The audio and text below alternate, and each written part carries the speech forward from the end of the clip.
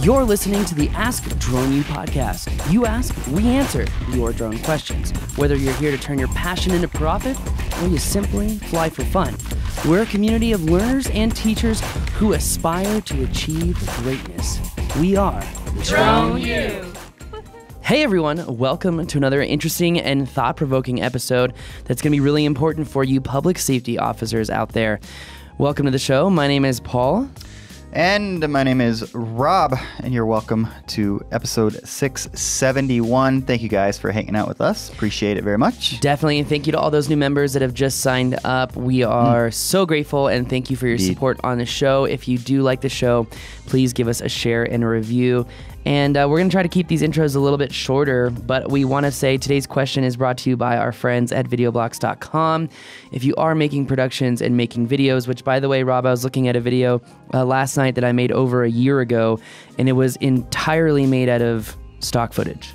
Like literally the whole thing is stock footage. So and it actually shows really which well. Which one that is. No, I'm not going to. It wasn't anything for Drone U, so...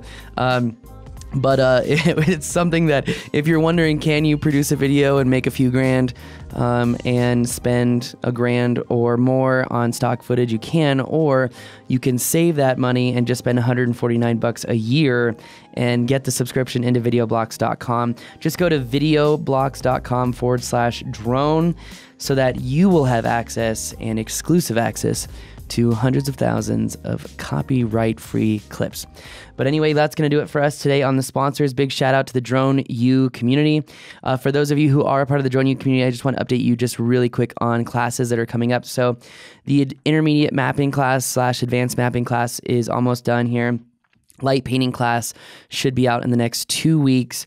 We've got cell phone tower inspections and mapping coming up. We've got a new real estate course, a more advanced real estate course coming up thanks to our friend Stephen Miller. Very excited about that. And also with our hopefully soon to be finalized deal with a very large real estate firm. And on top of that, we've also got this huge public safety. We're creating a whole new segment of Drone U just for public safety. So if you're a firefighter or you're a police officer, I know that you guys have gone to other groups and some of you have gone to us for in-person training, but we want to change the bar and set the bar a little higher. So we're actually recording 30 different classes. So that way, anyone who is a firefighter or a police officer, if they want to become certified under Part 107 or they want to go certified under the COA, we're going to have classes for that. That essentially the way it would work is you would be able to train your team online on becoming certified, learning the basics of flying, have your in-person training, then go into your public safety training, which would also be in person. But then you would have access to the 24 other courses on top of that. So your whole team could go back and watch the courses again on how to do them and practice on your own. That way you guys really retain the information and you can really develop a program. So we're really excited about that. What am I missing here? We've talked about cell phone tower. Oh, the construction program. The construction program is coming up too. We're working with Tom Baird and I believe John Elliott for that. And a whole new editing course is coming out as well. So a lot going on here at Drone U. We better hurry and get this done so we can get that stuff done. Yeah, I'm going to enjoy this podcasting then. So why don't you go ahead and play the question? Hi, guys. I'm a law enforcement officer and currently have a Part 107 and currently wondering if I do or my agency needs to have a COA as well, or a certificate of authorization. Wondering what's the advantages or disadvantages of each way of being legal to fly. Thanks very much. Bye-bye. Thank you for the question, Richard. Really appreciate it. Guys, if you have a question, don't forget to go to Ask Drone U. Like this question, and I know this because we get emails about this particular issue, but like this question, if you're thinking of it, so are a lot of other people. So don't hesitate to be the one that gets the answer for everybody else. This is going to save you a lot of emails there, Robbo. It is going to, well, at a minimum, I can just say, hey, go check out episode number such and such, 671. Yeah, I won't say such and such. I'll say 671. All right. Well, this has been an area of contention, and I'm hoping to clear up some issues. Just so you guys know, if you are in public safety, EMS, fire, police. There are a couple different ways that you can essentially have public operations. There is Part 107. There is a blanket or public COA version 1.2, and then there's a public COA. So there's a couple different ways that you can do this, and I want to go over each one. So in public COAs, you have kind of more upfront work, but it also is going to give you more access to the airspace that's around you. And in fact, I've kind of seen that happen with the Rancho guys. They have gotten very fast access to public COAs. But also in your public COA, you're going to get what's called SGI, and I can't really give out more information about SGI, but essentially think about it like think about it as a phone number or a person that you could call at the FAA office where if you had an emergency scenario and you needed to fly right away, you could get instantaneous authorizations, which I wish they had that for guys like me and you, but they don't. So you have to be special. Absolutely. But they're helping out people and they're saving lives, so they are special. So, and they're not special in a bad way; they're special in a good way. Anyway, like special operations. I'm going to stop talking about special. Anyway, they can also self-certify airworthiness and self-certify pilots. So you could self-certify new firefighters if you get a lot of people who are transferring in and out of your district or your department. That makes it easy. Air traffic control services are specified in the COA, so exactly how you're supposed to go about communicating with ATC. I think that's really important. But it does require a letter from your Attorney General, and it does require a detailed concept of operations, which speeds up coordination later. So they want a lot of information on essentially how you're going to be operating. So you're going to have to be very detailed. You're going to have to follow a plan every single time.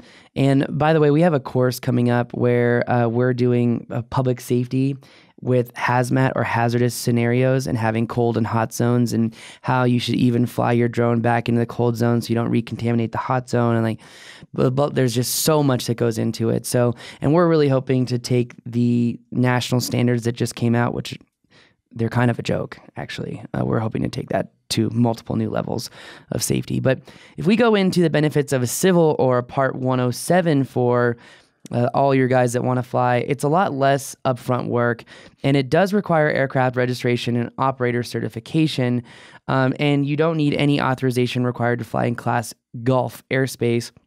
But it does require separate waivers for operations outside of the rule. So again, just to really, how do I say this? Just to really kind of go over again, aircraft requirements for Part 107, under 55 pounds, the remote pilot certificate with an SUAS rating, and airspace requirements. You can fly in Class G unless authorized or waived. And obviously you have daylight operations, visual line of sight, 400 feet, AGL, and not over people, etc. We just did that podcast about flying over people and the requirements that the FAA will be seeking. If you haven't listened to that, make sure you check out that show. If you're going under a public or a blanket COA, the aircraft, again, under 55 pounds. For pilots, you are looking at a self-certification. You can fly in Class G at or below 400 feet AGL. Beyond the distance requirements for airports, which it looks like is based on classifications of airports, 5 miles, 3 miles, and 2 miles away.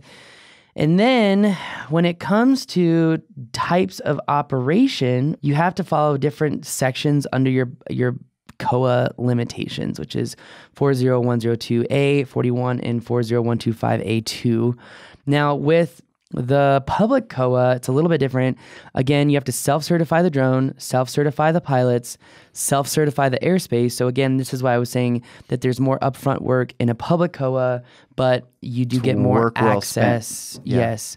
And then as far as your operations, they are all determined by 49 USC 40102A 41 and 40125 if you want to look up those laws. So public aircraft requirements. This is 49 USC 40102A 41, public aircraft operation. An aircraft owned and operated by the federal government, U.S. military, or government of a state. And state governments that lease aircraft have an additional statutory limitation of minimum lease length of 90 days. So there's some weird little things in here. 49 USC 4125. No public aircraft operations may be for commercial purposes, aka compensation. And each pilot operator must have a governmental function as defined by the statute, activity by a government such as national defense, intelligence, firefighting, search and rescue, or law enforcement. So you can't let the secretary fly the drones. Shoot. That's unfortunate. Just saying. We would never do that here. So yeah. So again, I just want to reiterate aircraft requirements, Part 107, sub 55 pounds. Public aircraft can self-certify any drone they want by the public agency. Pilot requirements, Part 107, need 107 license. Public aircraft, self-certify. Airspace waivers for Part 107 or a blanket COA with a standard COA for specific airspace. Types of operations, Part 107, you're familiar, VLOS, daytime, Class G, 400 feet. Public aircraft operations, Section AC00, so Advisory Circular 00-1.1A, or UAS test site operations. Holy cow. Airspace authorizations required. Under public COAs, certification of authorization of a waiver for any airspace, blanket COA for Class G, jurisdictional COA, site specific. So if you're in a jurisdictional COA, and let's say you've got 4 airports in the city, here in Albuquerque, we've got 2. You know, we used to have 5. I did not know that. Yeah, we used to have 5. Now we only have 2. It's not like Phoenix that now has 5. Actually, let's see, Deerfield, Scottsdale, P48, and I forget the name of it, but that's the one I trained at. PHX, Mesa, that's 5. I know I'm missing 2, at least 2, so there's maybe even 7 in Phoenix. Anyway, if you have a public COA, though, that is a great example of why you would want a public COA, because you're going to have jurisdictional COAs. So if you're, Phoenix police or state police for Arizona and you need multiple areas to fly, you're probably going to get the most out of a blanket COA. Again, under Part 107, if you're civil, you would need specific authorizations for specific airspace. Now, this could change if they actually come out with a system to get instantaneous airspace approvals, then the civil Part 107 becomes more and more valuable. Right. So let me just not necessarily bottom line it, but do a little clarification here. So specifically relating to Richard's question, can I fly on behalf of my agency, essentially, I think is what he's asking with a 107. And I think the answer is yes, as long as he's flying under the rules of 107. The problem is that you're probably likely, and if not often, to find yourself in a situation where you can't fly and therefore you can't be effective at doing the job you need to do. True, correct? And therefore you need the COA Mm-hmm. so that you can overcome those issues whenever that need arises. Yes. And there's a lot more work that goes into getting a COA. Like Sure. there is a lot more work. Like the method is only available for government agencies. There are so many conditions like maintenance and medical standards that you have to meet. And this is, again, more stuff that we want to put into our program here at Drone U. Because there's a lot that's in the maintenance programs where it's like, we're going to follow the DJI instruction manual for maintenance standards. Well, guys, that doesn't go far enough. Like, you've got to tell your guys, we're only going to fly our props for 10 hours. We're going to check the tightness of our motor mounts every 50 hours. Our batteries are only going to last 6 months if we actually cycle them once per week or once every 7 days. If we don't do that, they're going to last 3 months.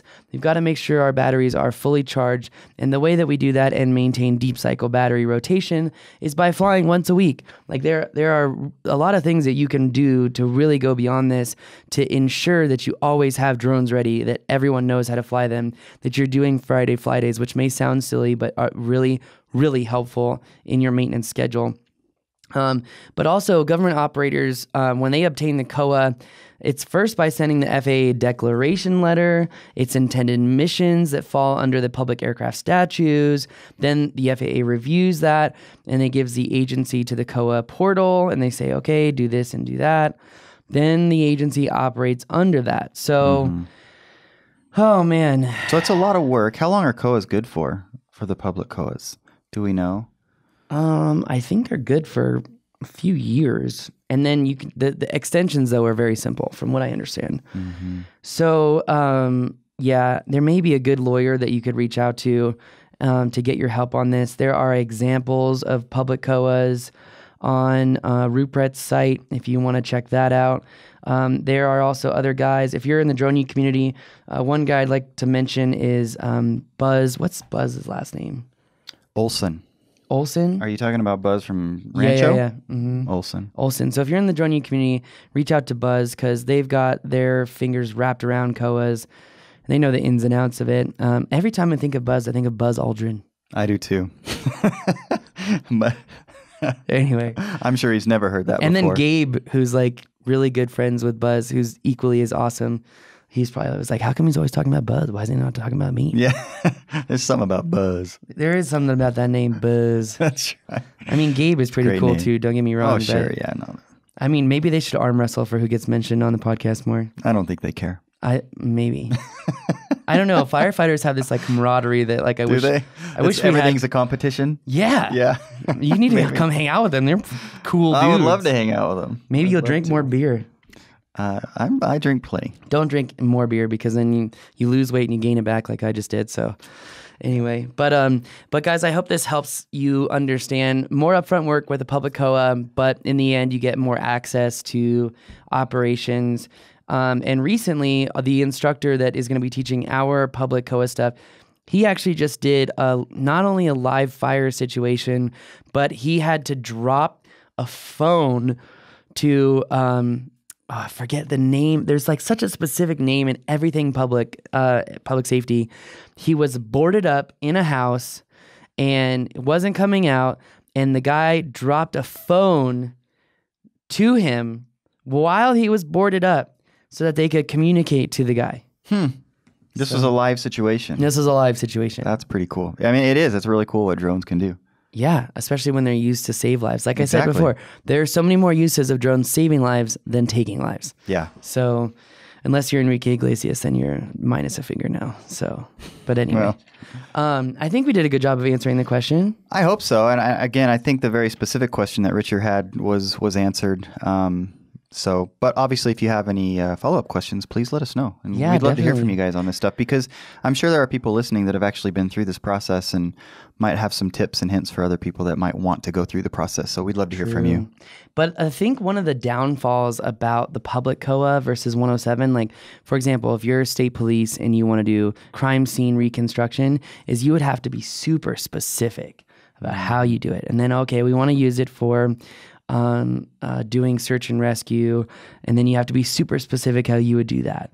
You know, like there is just, you would have to be very specific about every single operation. That's how I understand it, at least. Yeah, I mean, I hope they would build some leeway in there because obviously every situation is fluid and unique to itself, but it might be a good way to really think through these scenes and these situations and make sure that you have a good plan. So maybe this is just one more way to go about doing that as well. Totally. I think you're definitely right. So, and by the way, guys, if you have been having issues with restrictions on your drones, because I know with officers, police officers and firefighters, sometimes you're operating in areas that normally DJI would shut you out. Get a crystal sky monitor for your drone and all that stuff goes away. I am going to be doing a webinar, though, coming up shortly on how to remove the firmware issue. Like it checks for firmware, and then if it's like, oh, you haven't updated your firmware, and now you're limited to your flight, that's like illegal according to the Supreme Court. So I'm going to show people, at least Drone U members, how you can eliminate that function. So, cool. Yeah, it's a parameter function. But anyway, guys, that's going to do it for us today. If you have any questions, please let us know. My name is Paul. And I'm Rob. And this is Ask Drone U.